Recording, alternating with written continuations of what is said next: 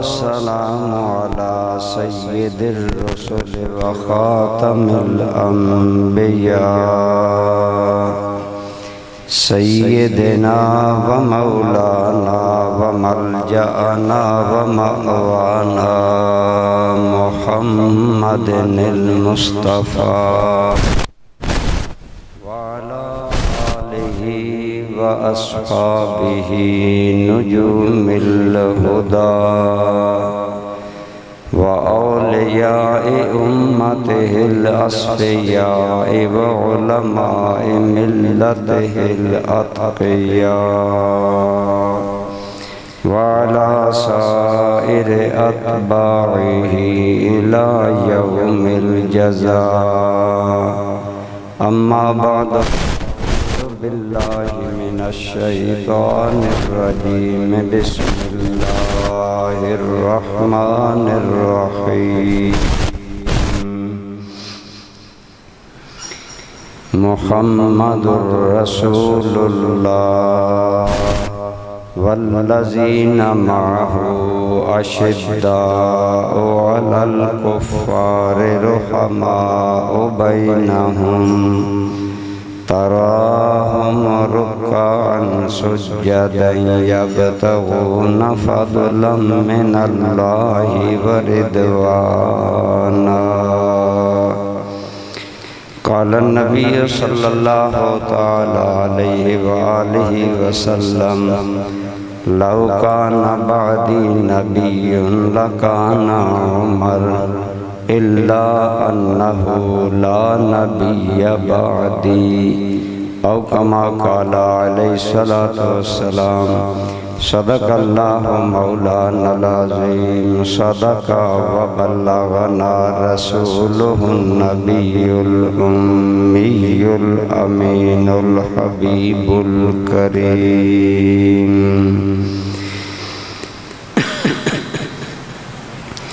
اللهم صل على محمد وعلى آل محمد كما صليت على إبراهيم وعلى آل إبراهيم إنك حميد مجيد اللهم بارك على محمد وعلى آل محمد كما باركت على إبراهيم وعلى آل إبراهيم إنك حميد مجيد الصلاة والسلام عليك يا سيدي يا رسول الله وعلى آلك وأصحابك يا سيدي يا حبيب الله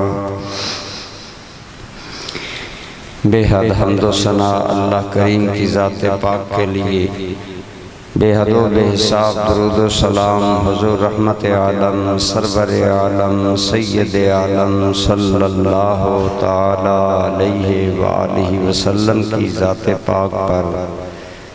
اس کے بعد برادران اسلام، گزشتہ جمعہ آپ کے سامنے سیدنا عثمان غنی رضی اللہ تعالی عنہ کا مختصر ذکر کیا گیا تھا۔ حضرت عثمان کی شہادت 18 ذی الحج کو ہے، اور حضرت سیدنا فاروق اعظم رضی اللہ تعالی عنہ کی شہادت کا معروف قول یہ ہے کہ ان کی شہادت 1 محرم الحرام کو ہے، اور 26 ذی الحج صبح کی نماز آپ زخمی ہوئے اور 1 محرم کو آپ نے شہادت پائی۔ اس حوالے سے آج ہم حضرت فاروق اعظم رضی اللہ تعالی عنہ کا ذکر پاک کریں گے۔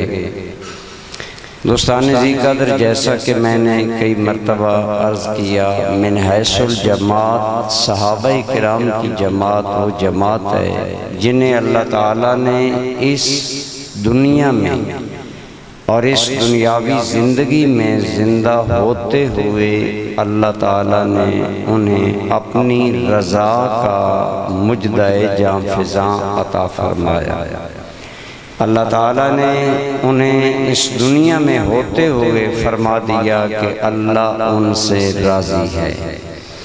اس لیے صحابہ کرام تمام جماعت صحابہ کی وہ جنتی ہیں اور انہیں اللہ تعالیٰ کی رضا حاصل ہے، لیکن صحابہ کرام میں بعض صحابہ اپنے خاص اوصاف کی وجہ سے نمایاں ہیں۔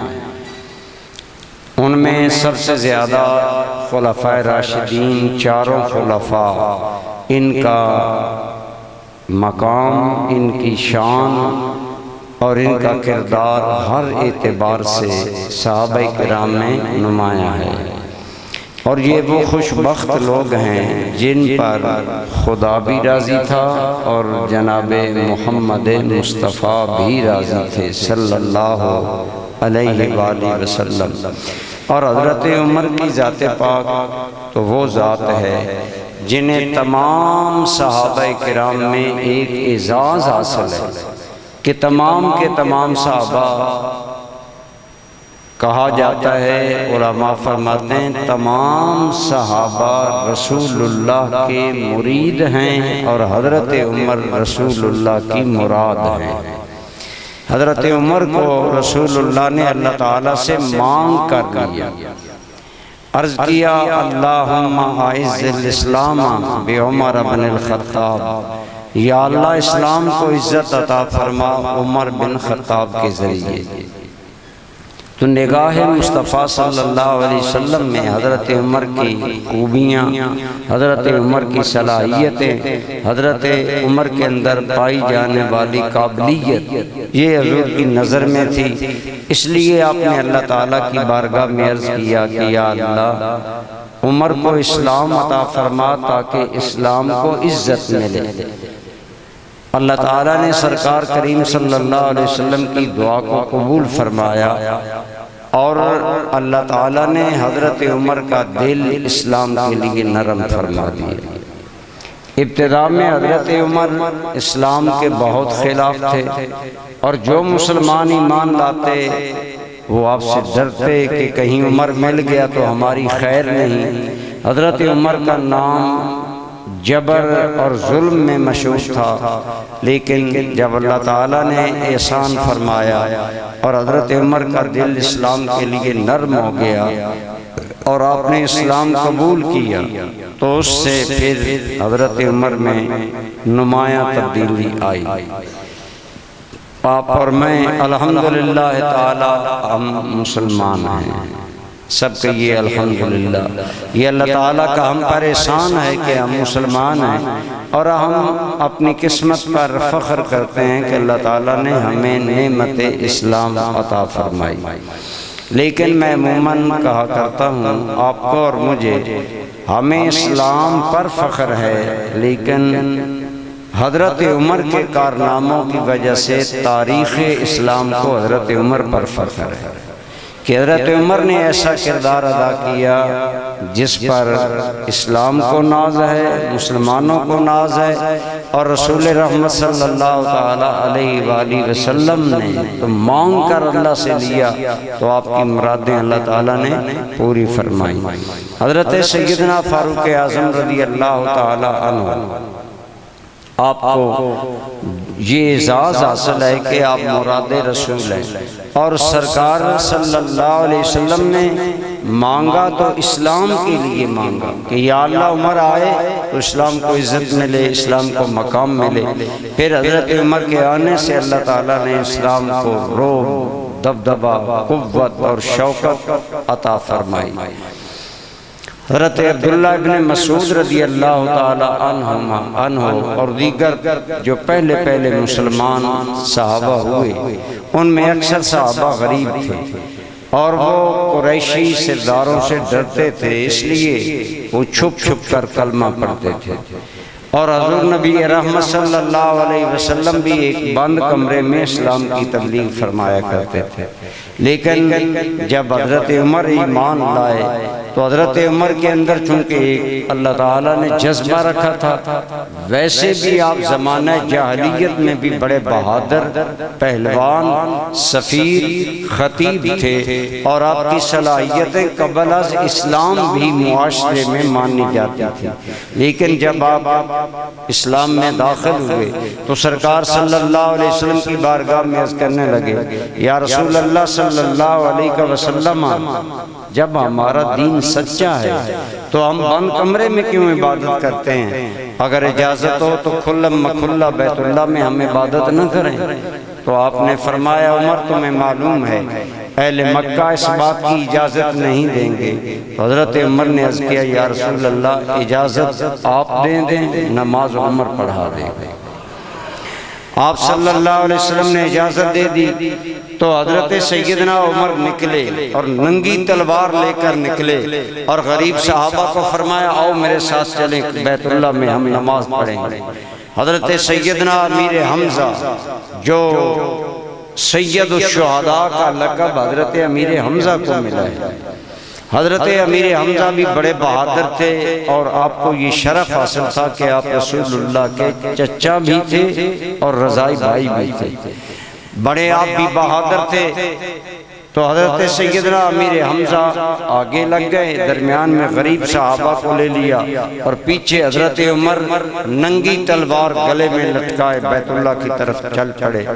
بیت اللہ شریف درمیان میں ہے، اللہ تعالیٰ آپ سب کو مجھے حاضری نصیب کرے۔ ارد گرد مسجد حرام کا کھلا سین ہوتا ہے، یہ شروع سے ہے، آج ذرا زیادہ کھلا ہے، تو وہاں بڑے بڑے سردار بیٹھ کر اپنی بیٹھکیں لگاتے، گپیں لگاتے، اپنی چودراہٹیں قائم کرتے۔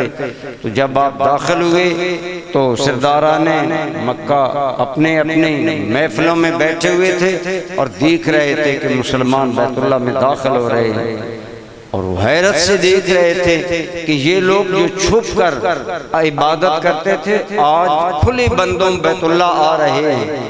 لیکن حضرت عمر کی ہیبت کا یہ عالم تھا کہ کسی سردار کو آنکھ اٹھا کر دیکھنے کی جرت نہ ہو۔ اور حضرات صحابہ کرام فرماتے ہیں، ہم حرم کعبہ میں آئے، ہم نے بڑے سکون سے نماز ادا کی، کسی کی جرت نہیں تھی کہ کوئی ہمیں روکتا، کوئی ٹوکتا۔ حضرت فاروق اعظم یوں پہلے ہی دین اسلام کے لیے عزت بن کر آئے۔ جب آپ سرکار کی بارگاہ میں آئے اور آپ نے کلمہ پڑھا تو صحابہ کرام کے منہ سے خوشی میں نعرہ بلند ہوا، صحابہ کرام خوش ہوئے۔ تو میرے آقا نے صحابہ کو خوشخبری دی، آپ نے فرمایا، اے صحابہ، عمر کے اسلام لانے پر تم ہی لوگ خوش نہیں ہوئے بلکہ آج آسمان والے بھی خوشیاں منا رہے ہیں۔ استبشر اہل السماء باسلام عمر، عمر کے اسلام لانے کی وجہ سے آسمان والے ملائکہ بھی خوشیاں منا رہے ہیں کہ آج اسلام میں عمر آ گیا۔ حضرت عمر کا وجود، آپ کا قدوم میمنۃ العظوم، آپ کا اسلام میں آنا سراپا برکت تھا، سراپا شوکت تھا، سراپا افتخار تھا، اور پھر ساری زندگی رسول اللہ کی دین کے لیے وقار بن کر زندہ رہے۔ اہل مکہ مسلمانوں پر ظلم کرتے تھے، اجازت ہوئی کہ ہجرت کر جاؤ، پہلے حبشہ کی طرف، پھر حکم ہوا کہ مدینہ طیبہ کی طرف ہجرت کرو۔ تو وہ اتنے ظالم تھے کہ مسلمانوں کو ہجرت بھی نہیں کرنے دیتے تھے، نہ تو مکہ میں مسلمانوں کو اللہ کا نام لینے دیتے اور نہ ہی انہیں مکہ چھوڑ کر جانے دیتے۔ اگر کوئی ایک آدھ آدمی مل جاتا زد و کوب کرتے، مارتے۔ لیکن حضرت عمر جب ہجرت کرنے لگے تو آپ گئے۔ عموماً معمول ہے اہل مکہ کا اس وقت بھی آج بھی اہم کام کے لیے روانہ ہو تو بیت اللہ کا طواف کر کے روانہ ہوتے ہیں، ان کی کیا خوش بختی ہے۔ بہرحال حضرت عمر آئے، آپ نے بیت اللہ کا طواف کیا، ارد گرد لوگ بیٹھے تھے کفار، بڑے بڑے سردار، تو آپ نے وہاں کھڑے ہو کر فرمایا کہ تم لوگ مسلمانوں کو ہجرت سے روکتے ہو، آج عمر اللہ رسول کے لیے ہجرت کر رہا ہے، اگر کوئی عمر کو روکنا چاہے تو وادی کے پچھلی سمت پر مجھ سے ملاقات کرے، کیونکہ حرم کعبہ میں تو جنگ لڑائی لڑنا منع ہے۔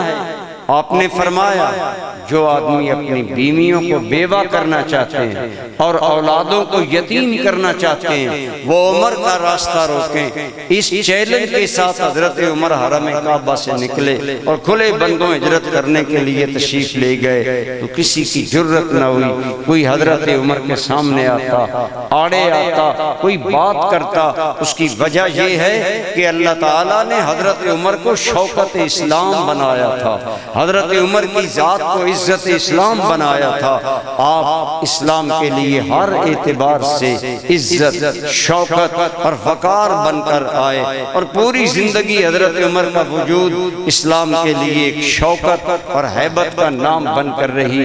حضرت فاروق اعظم رضی اللہ تعالی عنہ، آپ کو اللہ تعالیٰ نے یہ افتخار اور یہ عزت عطا کی۔ اسی لیے ایک شاعر کہتا ہے کہ جب صف اسلام میں فاروق اعظم آ گئے، جب صف اسلام میں فاروق اعظم آ گئے، کافروں کے دل پہ مایوسی کے بادل چھا گئے۔ پریشان ہو گئے کفار، اور کیوں نہ ہوتے؟ کافر کو آپ جانتے ہیں دنیا بھر میں کفر، اللہ کے انکار اور اللہ کی نافرمانی کا بنیادی پوائنٹ شیطان ہے، جو خود بہکا اور آج لوگوں کو بہکا رہا ہے۔ گویا بدی کا منبع، برائی کا مصدر شیطان ہے، جو لوگوں کو گمراہ کرتا ہے اور انسانی بدن میں خون کی طرح چلتا ہے اور انسان کو وسوسہ اندازی کر کے گمراہ کرتا ہے۔ لیکن اللہ تعالیٰ نے حضرت عمر کو نہ صرف ظاہری کافروں کے لیے ہیبت کا ایک نشان بنا دیا تھا، بلکہ حضرت عمر کی ذات خود شیطان کے لیے بھی ایک ہیبت کا نشان تھا۔ آپ کے نام سے جہاں کفار ڈرتے، کانپتے اور آپ سے خائف رہتے اور آپ کے سامنے نہ آتے، آپ نے بارہ علماء سے سنا، جانا کہ نبی رحمت صلی اللہ علیہ وسلم کے غلام کا نام سے کسریٰ ایران کانپتا تھا، قیصر روم ڈرتا تھا، بادشاہان وقت ڈرتے تھے کافروں کے۔ تو میں کہہ رہا ہوں کافر لوگ تو انسان ہیں، حضرت عمر کو اللہ نے یہ مقام، یہ شوکت اور یہ روحانی رعب عطا فرمایا کہ وہ سچی ذات نبی رحمت جن کے منہ سے جو بات نکلتی ہے خود نہیں نکلتی بلکہ اللہ تعالیٰ کی وحی سے بولتے ہیں۔ آپ صلی اللہ علیہ وسلم نے فرمایا والذی نفسی بیدہ، مجھے اس ذات کی قسم جس کے دست قدرت میں میری جان ہے، ما سلکا عمر فجن، حضرت آقا کریم صلی اللہ علیہ وسلم نے فرمایا اگر میرا عمر کسی راستے پر آ رہا ہو تو شیطان وہ راستہ چھوڑ دیتا ہے، اللہ سلک فجن غیر فجے کا۔ اے عمر، اللہ نے تمہیں باطنی یہ شوکت بخشی ہے کہ تم جس راستے سے آ رہا ہوگا شیطان وہ راستہ بدل جائے گا، شیطان اس راستے سے ہٹ جائے گا، شیطان اس راستے کو بدل ڈالے گا۔ ایک حبشیہ لونڈی، اس نے منت مانی، حضور نبی رحمت صلی اللہ علیہ وسلم ایک غزوہ کے لیے گئے اور مسلمانوں کے دلوں میں حضور کی محبت ہے، تو وہ حبشیہ عورت اس نے منت مانی کہ اگر سرکار جنگ سے زندہ واپس آ گئے، یعنی اگر اللہ میرے آقا کو خیریت سے واپس لائے گا تو میں دف بجا کر اللہ کا شکر ادا کروں گا۔ وہ حضور کی بارگاہ میں آئیں، یا رسول اللہ میں نے منت مانی تھی اگر آپ جنگ سے زندہ واپس آئے تو میں دف بجاؤں گی۔ سرکار نے اجازت دی، فرمایا اگر تم نے منت مانی ہی ہے تو دف بجا لو۔ وہ دف بجانے لگی، صحابہ کرام موجود ہیں، حضور رسول رحمت موجود ہیں، لیکن اتنے میں حضرت عمر آ گئے۔ جو ہی اس حبشیہ لونڈی کی نظر اس حضرت عمر پر پڑی تو فوراً ڈر گئی اور دبک کر اس نے جس چارپائی کے قریب رسول اللہ تشریف فرما تھے اس چارپائی کے نیچے چلی گئی اور دف کو اپنے نیچے رکھ کر چھپا لیا۔ جب حضور نے یہ منظر دیکھا تو حضور کے چہرہ نبوت پر مسکراہٹ آ گئی۔ آپ مسکرائے اور آپ نے فرمایا یہ سچ ہے، جہاں عمر آ جاتا ہے وہاں سے شیطان بھاگ جاتا ہے۔ حضرت عمر کو یہ اعزاز حاصل ہے کہ نبی رحمت صلی اللہ علیہ وآلہ وسلم نے حضرت عمر کے بارے میں فرمایا کہ عمر جس راہ سے گزر جاتا ہے شیطان وہاں سے راستہ بدل جاتا ہے۔ تو جس انسان کا سایہ شیطان کے لیے بھی ہیبت کا باعث تھا، اس انسان کی ذات میں اللہ نے کتنی خوبیاں، کتنے کمالات اور کس قدر اللہ تعالیٰ نے انہیں اعلیٰ مقام عطا فرمایا ہوگا۔ حضرت عمر کی انہی باطنی خصائل کی وجہ سے، ان باطنی اوصاف کی وجہ سے ایک انوکھا اعزاز نبی پاک نے جناب عمر کو دیا۔ آپ نے فرمایا لو کان بعدی نبی لکان عمر الا انہ لا نبی بعدی او کما قال علیہ السلام، فرمایا لوگو اگر میرے بعد کوئی نبی ہونا ہوتا تو میرا عمر ہوتا۔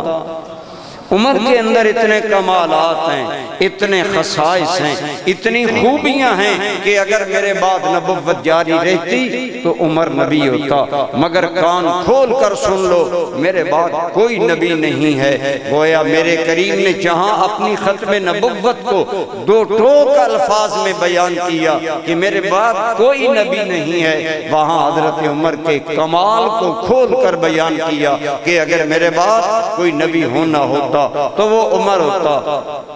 گویا حضرت عمر کے اندر اللہ تعالیٰ نے اتنی خوبیاں پیدا فرما دی تھی کہ ان کی وجہ سے ایک انسان نبوت کے خصائص کا پرتاؤ اور حامل ہوتا ہے۔ یہی وہ خاص اعزاز تھے جن کی وجہ سے حضرات صحابہ کرام حضرت فاروق اعظم کو خلافت کا مستحق سمجھتے تھے۔ جب حضرت سیدنا صدیق اکبر کا آخری وقت آیا تو آپ پر کیا گیا امیر المومنین اب آپ تو دنیا سے جا رہے ہیں، بظاہر آپ کے بچنے کی کوئی صورت نہیں، شدید حضرت صدیق اکبر کو بخار تھا تو عرض کیا گیا آپ اپنا کسی کو نائب مقرر کر کے جائیں۔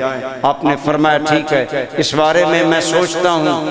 آپ نے سوچا اور آپ نے ایک ورق لکھ کر اس کو بند کر دیا، لوگوں کو بلایا، جمع کیا اور فرمایا اے لوگوں مجھے کہا گیا ہے کہ میں تمہارا والی مقرر کروں، تو میں جس کو مقرر کروں کیا تم تسلیم کرو گے؟ تو اس مجمع کے اندر عام صحابہ کرام بھی موجود تھے، لیکن بطور خاص یہ بات حضرت علی کے حوالے سے میں اس لیے کر رہا ہوں، بعض لوگوں کے ذہنوں میں شک جاتا ہے کہ شاید حضرت علی نے بیعت حضرت عمر کی یا حضرت ابو بکر کی تھی یا نہیں۔ تو شیعہ کتب میں بھی موجود ہے کہ اس محفل کے اندر حضرت علی کھڑے ہو گئے اور وہ ورق اس وقت حضرت عثمان کے ہاتھ میں تھا۔ حضرت صدیق نے کہا اس ورق کے اندر جس کا نام ہوگا تم قبول کرو گے؟ تو حضرت علی نے کہا ما ردینا الا ان یکون علی ابن الا ان یکون عمر بن الخطاب، ہم صرف عمر بن خطاب پر راضی ہیں۔ حضرت علی کی گویا نگاہ ولایت دیکھ رہی تھی کہ حضرت صدیق اکبر کے بعد امت کا خلیفہ، امت کا امام اور امت کا راہبر اگر بننے کی اہلیت رکھتا ہے تو وہ صرف حضرت عمر رکھتا ہے۔ اور جب ورق کھولا گیا تو حضرت عمر کا نام تھا، بعض لوگ باتیں کرنے لگے اور کسی نے ہمت کر کے امیر المومنین جناب صدیق اکبر سے عرض کیا اے ابو بکر تم موت کے دروازے پر کھڑے ہو اور امت پر ایک سخت گیر آدمی حاکم بنا کر جا رہے ہو۔ حضرت سیدنا صدیق اکبر نے کتنا حسین جواب دیا، آپ ایکسپائر نہیں ہوئے، آپ غصے نہیں ہوئے، میرے انتخاب پر تم اعتراض کر رہے ہو، تم کون ہو؟ ساری امت مان رہی ہے، ایک تم آدمی، لیکن اس نے توجہ دلائی امیر مومنین آپ ایک سخت آدمی کو ہم پر والی بنا کر جا رہے ہیں۔ تو حضرت سیدنا صدیق اکبر نے دو جواب دیے جو تسلی بخش جواب تھے۔ آپ نے پہلا جواب دیا، آپ نے فرمایا تو نے سچ کہا، میں موت کے دروازے پر کھڑا ہوں، جب میں اللہ کی بارگاہ میں جاؤں گا اور اللہ مجھ سے پوچھے گا ابو بکر امت پر والی کس کو بنائے؟ میں کروں گا یا اللہ تو دلوں کے حال جانتا ہے مالک، میں دل سے یہ بات کہتا ہوں میں اسی کو والی بنا کر آیا جس کو میں امت کے لیے بہتر سمجھتا تھا۔ میری نظر میں عمر سے بڑھ کر امت کے لیے کوئی انسان بہتر نہیں۔ حضرت سیدنا صدیق اکبر کا یہ انتخاب وقت نے ثابت کر دیا کہ اس سے بڑھ کر کوئی انتخاب اور اچھا ہو ہی نہیں سکتا تھا کہ حضرت عمر جب برسر اقتدار آئے تو 10 سال کے قلیل عرصہ میں 13 لاکھ مربع میل کا نیا رقبہ فتح کر کے اسلامی حکومت میں شامل ہوا۔ یہی نہیں بلکہ حضرت عمر کی خلافت رسول اللہ کی رسالت کی صداقت کی دلیل ہے۔ میں حضرت صدیق کا جواب مکمل کر کے آگے یہ بات کرتا ہوں۔ حضرت صدیق نے دوسرا جواب دیا، آپ نے فرمایا رہی یہ بات تم کہتے ہو کہ عمر سخت مزاج ہے، عمر سخت اس لیے ہے کہ میں ابو بکر نرم ہوں، جب میں نہیں ہوں گا عمر خود نرم ہو جائے گا۔ اور یہ بات بھی وقت نے ثابت کر دی کہ حضرت فاروق اعظم انتہائی نرم دل ہو گئے اور اللہ تعالیٰ نے آپ کے اندر ایک عجیب چینج اور تبدیلی، اگر کوئی سختی کر بھی بیٹھتے فوراً معذرت کر لیتے۔ مشہور واقعہ ہے، آپ ایک غلام کو غلطی میں 10 کوڑے مروا بیٹھے تو بھری مسجد نبوی میں غلام کو کوڑا دے کر کہنے لگے عمر کی پیٹھ پر 10 کوڑے لگاؤ، آج اتنے بڑے مجمع میں 10 کوڑے برداشت کرنا آسان ہے، اللہ کی بارگاہ میں جواب دینا مشکل۔ تو ایک غلام اور 24 لاکھ مربع میل کا امام جاہ و جلال، ان کو کوڑے لگانے کے لیے کوڑا غلام کے ہاتھ میں دیا جائے، اس سے بڑھ کر انسانی امکان میں عدل کی کوئی مثال کیا ہو سکتی ہے؟ یہ تھا حضرت عمر کا انداز۔ حضرت صدیق اکبر کے بعد آپ لوگ سوتے، آپ مدینہ کے لوگوں کا پہرہ دیتے، اگر مدینہ کے لوگ بھوکے ہوتے، مشہور بات ہے قحط پڑا، اہل مدینہ کو گندم نہیں مل رہی تھی، حضرت عمر نے فرمایا جب تک مدینہ کے ہر آدمی کو کھانے کے لیے گندم کی روٹی میسر نہیں آتی عمر بھی گندم کی روٹی نہیں کھائے گا۔ آپ جو کی روٹی کھاتے تھے۔ کسی نے کہا امیر المومنین آپ کے کام بڑے مشکل ہیں، دماغی کام ہیں، آپ زیتون استعمال کیا کریں۔ فرمایا جب تک میرے آقا کے شہر کے لوگوں کو یہ آسانی میسر نہیں آتی عمر اس آسانی کو قبول نہیں کرے۔ اس انداز میں آپ تو میں کر رہا تھا حضرت سیدنا عمر فاروق کی ذات اس سے بہت بڑی اہمیت حاصل ہے۔ آپ بات یاد رکھیں، نبی کوئی بات کرے اگر وہ پوری نہ ہو تو نبی کی نبوت پر اعتراض آتا ہے۔ آج ہم کہتے ہیں مرزا قادیانی جھوٹا تھا، اس نے کہا میری شادی فلاں بیگم سے ہوگی، مرزا مر گیا، شادی نہیں ہوئی، جھوٹ ہے، لہٰذا اس لیے مرزا جھوٹا ہے اور ہم اس کی جھوٹ کی مثالیں دیتے ہیں، مرزا نے یہ بات کی، یہ بات کی، یہ بات کی، یہ غلط ہے۔ لیکن ہمارے آقا کریم کے منہ سے جو بات نکلی، اللہ نے نظام کائنات بدل دیا، یار کی بات کو بدلنے نہیں، کیونکہ حضور اللہ کے سچے نبی ہیں، آپ صلی اللہ علیہ وسلم کی نبوت میں کوئی شک نہیں۔ تو برادران اسلام حضرت عمر اور ان کی خلافت رسول اللہ کی رسالت کی دلیل ہے، صداقت کی دلیل ہے۔ ہماری کتابیں تو بھری پڑی ہیں، لیکن شیعہ حضرات کے ایک بہت بڑے علامہ ہیں، علامہ کلینی، ان کی کتاب روضۃ الکافی ہے، انہوں نے اپنی کتاب میں غزوہ خندق کا واقعہ لکھا اور تقریباً ہماری کتابوں میں اسی طرح ہی ہے، لیکن وہاں سے اس لیے میں کر رہا ہوں کہ پتہ چلے کہ حضرت عمر کی خلافت آپ کی ذات کس طرح نبوت کی صداقت کی دلیل تھی۔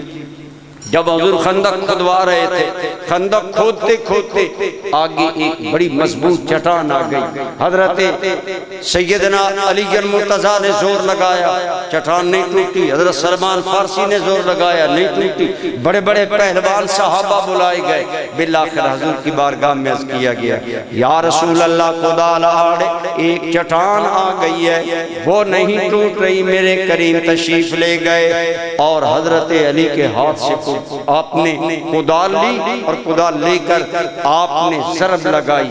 جب آپ نے پہلی ضرب لگائی تو چٹان 3 ٹکڑوں میں ٹوٹ گئی اور رسول اللہ کے منہ سے نکلا فتحت لی الشام و کسرا، اللہ نے میرے لیے شام کے دروازے بھی کھول دیے، اللہ نے میرے لیے قیصر کے دروازے بھی کھول دیے۔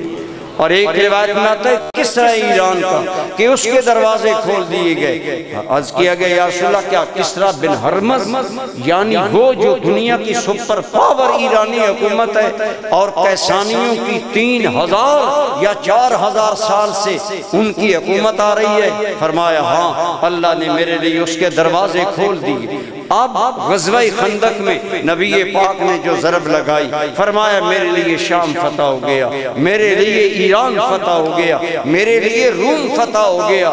اب حضور کی ظاہریہ جاتے طیبہ میں تو شام، ایران، روم فتح نہیں ہوئے، کب ہوئے؟ اللہ تعالیٰ نے یہ ملک فتح کروائے تو جناب عمر کے ہاتھ پر۔ حضرت عمر کے دور میں ایران بھی فتح ہوا، شام کا اکثر حصہ بھی فتح ہوا، مصر بھی سارے کا سارا فتح ہوا، اور ایران کی مرکزی حکومت کیسانیوں کی جو 4000 سال سے شاہی حکومت آ رہی تھی وہ ٹوٹ گئی اور اللہ تعالیٰ نے اسلام کو فتح عطا فرمائی۔ اب جو وعدہ غزوہ خندق کے وقت رسول اللہ نے کیا وہ وعدہ اللہ نے پورا جناب عمر کے دور میں کیا۔ آپ نے بارہا علماء سے سنا، اس لیے حضرت عمر کی خلافت رسول اللہ کی رسالت کی صداقت کی دلیل ہے۔ اگر حضرت عمر کو نعوذ باللہ کوئی آدمی ظالم کہے اور آپ کی خلافت کو ناحق کہے تو رسول اللہ کی بشارتیں کیسی پوری ہوئی؟ اسی طرح آپ نے 12 علماء سے سنا ہوگا جب سرکار کریم اور صدیق اکبر شب ہجرت جا رہے تھے تو کافروں نے اعلان کیا کہ جو محمد کو پکڑ کر لائے ہم اسے 200 اونٹ انعام میں دیں گے۔ اب 200 اونٹ بہت بڑا انعام تھا، مختلف لوگ نکل پڑے۔ انہی لوگوں میں ایک آدمی تھا سراقہ بن مالک، وہ بڑا ماہر شاہ سوار تھا اور وہ حضور کے قریب پہنچ گیا، تلاش کرتا کرتا جب قریب آیا تو صدیق اکبر نے عرض کیا یا رسول اللہ سراقہ ہمارے تعاقب میں آ گیا۔ فرمایا ابو بکر غم نہ کرو وہ ہمارے قریب نہیں آ سکتا۔ سراقہ قریب آ چکا تھا، آپ نے فرمایا وہ ہمارے قریب نہیں آئے گا۔ اس کے بعد سرکار نے زمین کو اشارہ کیا، اکلئی ہے اسے نگل لو۔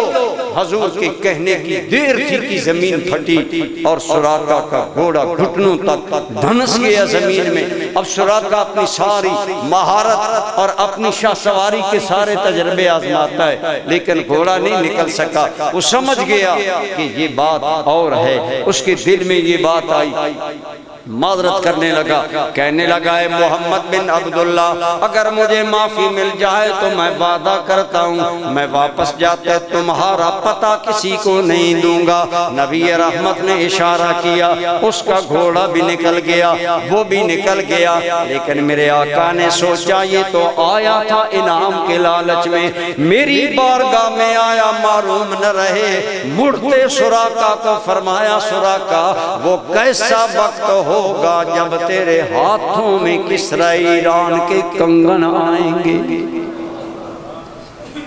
اس وقت ایران دنیا کی سپر پاور تھی، گویا دنیا کی بہت بڑی حکومت جیسے آج امریکہ ہے، وہ اپنے آپ کو واحد سپر پاور سمجھتا ہے، لیکن انشاءاللہ ٹوٹ رہا ہے، ٹوٹے گا اس کا جبر، اس کا ظلم، اس کا وجود بھی ٹوٹے گا، انشاءاللہ وعدے اسلام کے پورے ہوں گے۔